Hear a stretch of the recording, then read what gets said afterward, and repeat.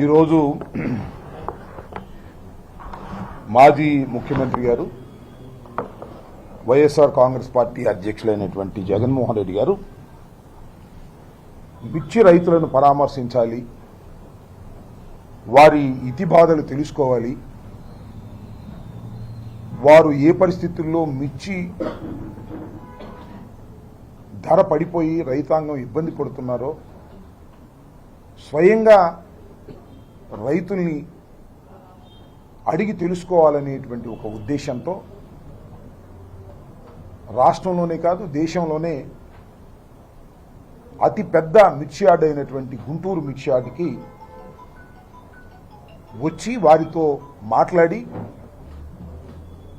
దాని మీద ప్రభుత్వం మీద ఒత్తిడి తీసుకురావాలనేటువంటి ఒక ప్రయత్నంతో మాజీ ముఖ్యమంత్రి గారు ఇవాళ మిర్చి యార్డుకు వచ్చారు. మిర్చి యార్డుకు వచ్చిన సందర్భంలో రైతుల్ని కలుసుకోవడానికి ప్రయత్నం చేశారు. కొంతమంది రైతుల్ని కలుసుకున్నారు, వారితో మాట్లాడారు. ఆ తరువాత అంత ఒత్తిడిలో కూడా మీడియాతో కూడా వివరంగా మాట్లాడి వెళ్ళారు.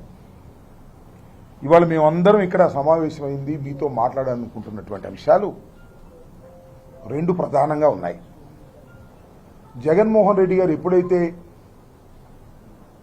రైతుల్ని కలుసుకొని మాట్లాడి మీడియాతో మాట్లాడి వెళ్ళారో ఆ తరువాత తెలుగుదేశం పార్టీకి చెందినటువంటి నాయకులు చాలామంది రియాక్ట్ అయ్యారు. వ్యవసాయ మంత్రి గారు కూడా రియాక్ట్ అయ్యారు. ఇంకా కొంతమంది మాజీ మంత్రులు రియాక్ట్ అయ్యి పచ్చి అబద్ధాలు చెప్పేటటువంటి కార్యక్రమం చేశారు. వ్యవసాయ మంత్రి గారు మాట్లాడుతూ ఏమంటాడంటే, ఇప్పుడు 13,000 అమ్మింది, 1-2 సార్లు తప్ప మిర్చి అనేటువంటి మాట మాట్లాడాడు. వ్యవసాయ మంత్రి గారికి మరి సమాచారం ఉండి మాట్లాడాడో సమాచారం లేక మాట్లాడాడో నాకు తెలియదు. అంతేకాదు, ఇవాళ మిర్చి రైతులకు సంబంధించిన అంశం మీద ఎప్పుడైతే జగన్మోహన్ రెడ్డి గారు మిర్చి యార్డుకు వచ్చి రైతుల్ని పరామర్శిస్తారని తెలిసిందో వెంటనే ముఖ్యమంత్రి గారు ఏదో సమీక్ష నాటకాన్ని ఆడి కేంద్ర వ్యవసాయ మంత్రి అయినటువంటి శివరాజ్ సింగ్కి ఒక లెటర్ రాశాడు. అయ్యా, మిర్చి ధర పడిపోయింది, మీరు రావాలి, మీరు ఆదుకోవాలి అని. అది కాదు చేయవలసింది. జగన్మోహన్ రెడ్డి గారి హయాంలో నేను మనవి చేస్తున్నా, గర్వంగా గుండె మీద చేయి వేసుకొని చెప్తున్నాం, జగన్మోహన్ రెడ్డి గారి హయాములో 5 సంవత్సరాల పాటు రైతు ఉత్పత్తి చేసినటువంటి పంటలకు మద్దతు ధర రాకపోయినా, లేదు రైతు నష్టపోతున్నాడని గ్రహించిన 3,000 కోట్ల రూపాయలు ధరల స్థిరీకరణ కోసం పెట్టి ధాన్యం కొన్నాం, పత్తి కొన్నాం, శనగ కొన్నాం, పొగాకు కొన్నాం. కొని రైతుకు నష్టం లేకోకుండా ఆదుకున్నటువంటి ప్రభుత్వం వైఎస్ఆర్ కాంగ్రెస్ ప్రభుత్వం, జగన్మోహన్ రెడ్డి గారిని మనవి చేస్తున్నాం. ఇవాళ అవాకులు చవాకులు పేల్తా ఉన్నారు మంత్రులు సైతం. ఏం చేశారండి మీరు ఇన్నాళ్ళ నుంచి? మిర్చి రైతుల దగా పడిపోతుంటే తాళొచ్చి నారు రేటు పెరిగి, కూలీ రేటు పెరిగి, మందుల రేట్లు పెరిగి, ఎరువుల రేట్లు పెరిగి మిర్చి డౌన్ అయిపోతే ఇవాళ మాట్లాడుతున్న మాటలేంటి మీరు? ఇవాళ ఇదంతా కూడా ఎవరి మీద నెట్టేసి కేంద్ర మంత్రికి, వ్యవసాయ శాఖ మంత్రికి లెటర్ రాసేసి తుడిసేసుకుందాం అనుకుంటే కుదురుతుందా అని అడుగుతా ఉన్నా. ఆదుకోవాల్సిన బాధ్యత ముఖ్యమంత్రికి లేదా?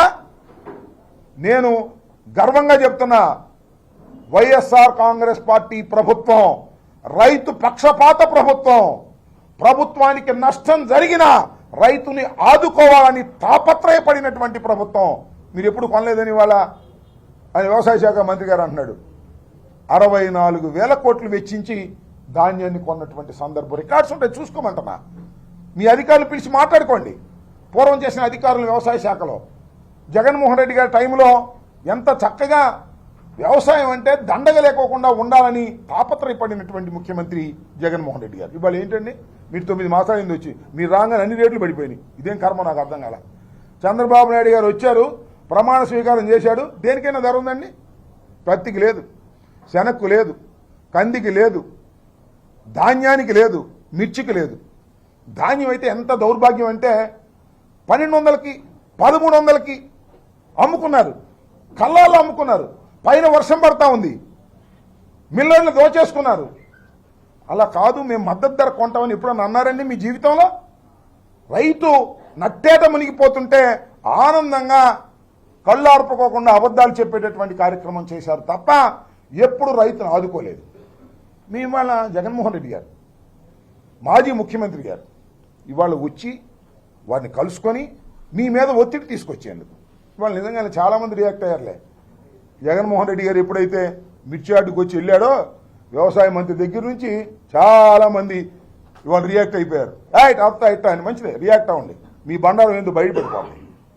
రియాక్ట్ అయ్యారు, అసలు రాకోకుండా చేయాలనే ప్రయత్నం చేశారు. ఎంత దుర్మార్గం అనేది నాకు అర్థం కాలేదు. ఒక మాజీ ముఖ్యమంత్రి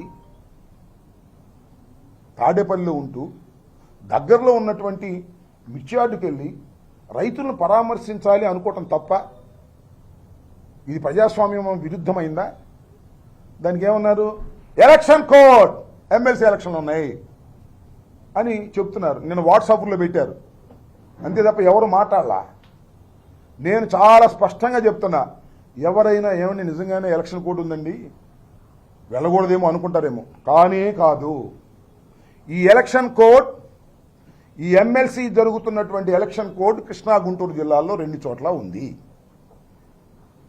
ఉంటే ఈ 2 ఎలక్షన్లు మేము పోటీ చేయట్లా. YSR Congress party is not contesting, number 1. Number 2, అసలు ఎన్నికల కోడ్ ఉన్నంగా పర్మిషన్ తీసుకోవాల్సింది ఎవరు? తీసుకోవాల్సింది ఊరేగింపులు చేసేవాళ్ళు, బహిరంగ సభలు పెట్టేవాళ్ళు.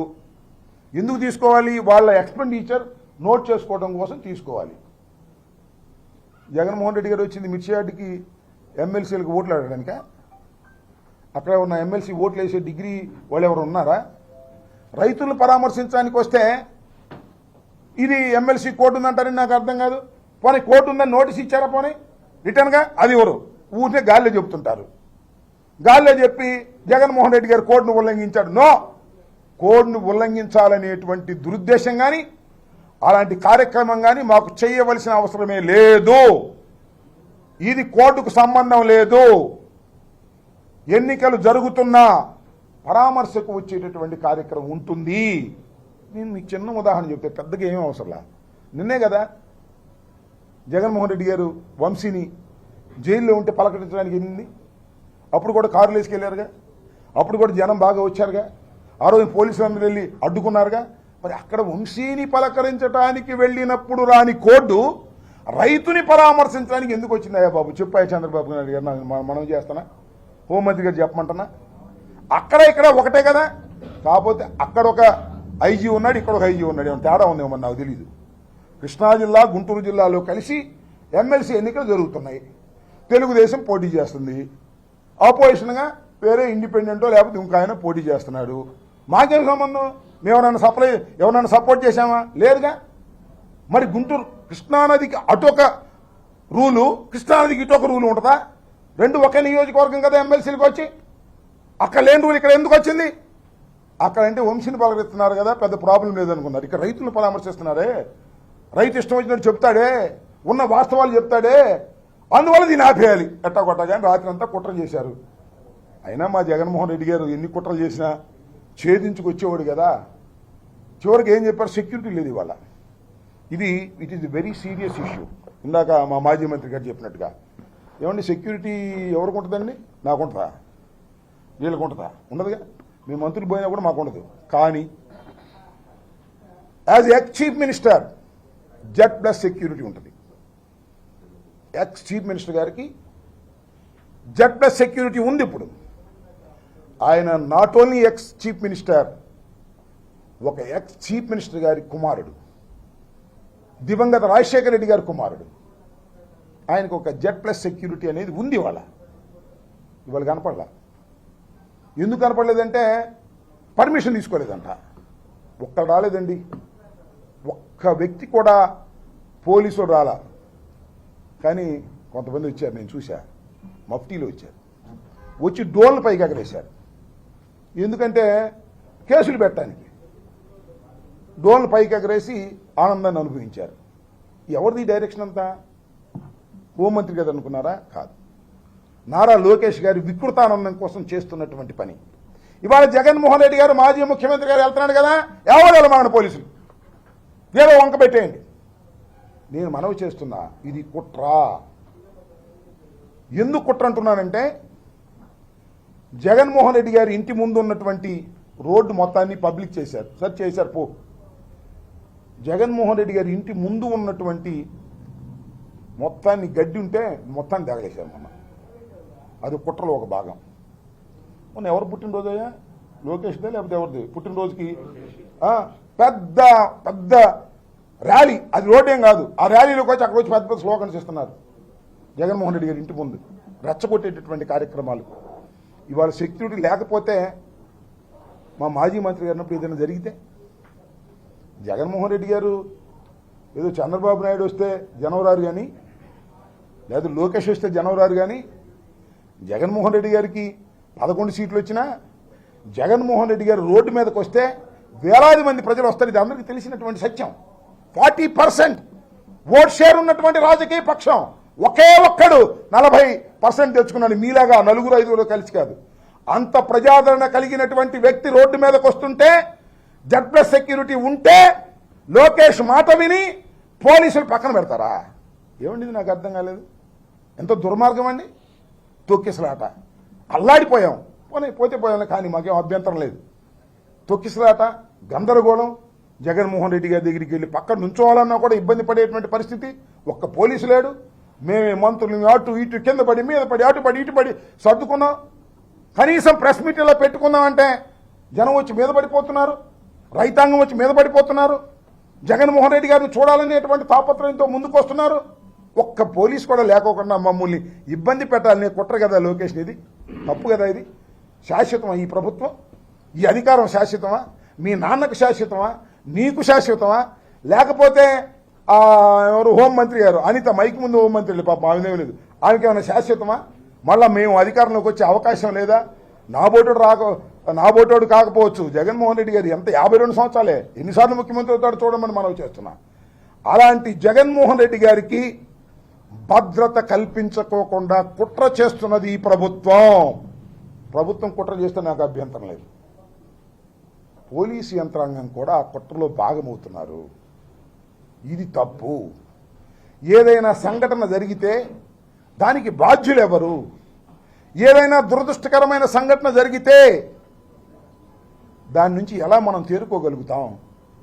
మీకు సెక్యూరిటీ ఇవ్వకోకుండా మాజీ ముఖ్యమంత్రికి గుంటూరు వస్తున్న సందర్భంలో సెక్యూరిటీ ఇవ్వకోకుండా గాలికి వదిలేశారే, ఇది ధర్మమేనా అనేది మా ఆవేదన.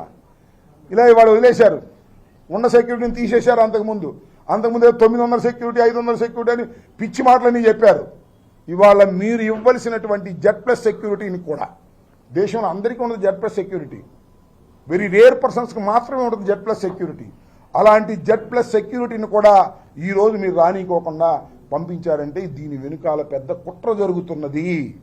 చంద్రబాబు నాయుడు గారు, లోకేష్ గారు కలిసి కుట్ర చేస్తున్నారు.